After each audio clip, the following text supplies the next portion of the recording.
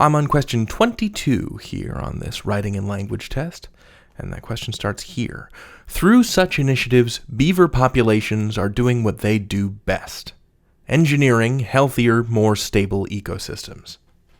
All right, let's figure out what kind of question this is. Our choices are all different kinds of punctuation, right? So no change is this semicolon, B is this M dash, C is a colon, and D is a comma.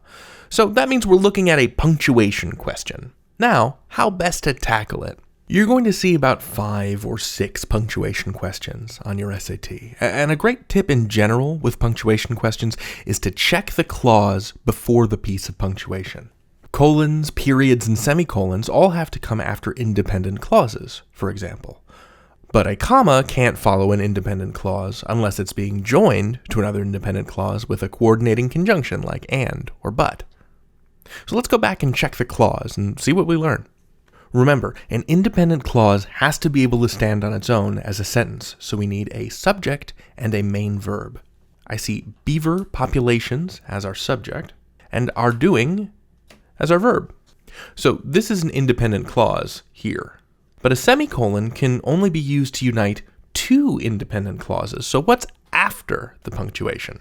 Engineering healthier, more stable ecosystems. Okay, I don't see a subject or a main verb. Engineering here has no helper verb, so it's a participle, and that means we treat it like a noun. This isn't an independent clause, so that means that the semicolon is no good. We can safely knock out choice A. Let's test the next choice with an M dash. So M dashes are usually used in pairs to set off asides, but they can also be used like colons to set up examples. But also like colons, they have to come after independent clauses when they're used this way. Okay, that checks out so far. But there's something else happening here in this choice. There's that comma after engineering, which chops up this second part of the sentence in this weird, awkward way. Engineering, comma, healthier, more stable ecosystems. When really, healthier, more stable ecosystems is the object of engineering. It's what the engineering accomplishes. So that comma makes this weird and awkward and not our choice. And the same thing is happening in choice D because it also has that comma after engineering. Right, you're not supposed to separate a verb from its object with a comma. And that leaves C as our answer. It uses a colon to introduce an example, which is one of the colon's many functions. And we know it's appropriately used because it comes after an independent clause. So with punctuation questions generally, your strategy is this.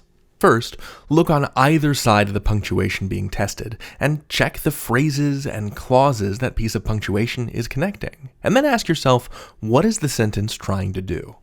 Is it setting up a list? Is it connecting 2 independent clauses? Use your punctuation knowledge to eliminate things that obviously don't work, and then look for subtler clues, like those rogue commas in the worked example. You will never have to choose between 2 correct answers. There will always be some other kind of error that spoils the other choices.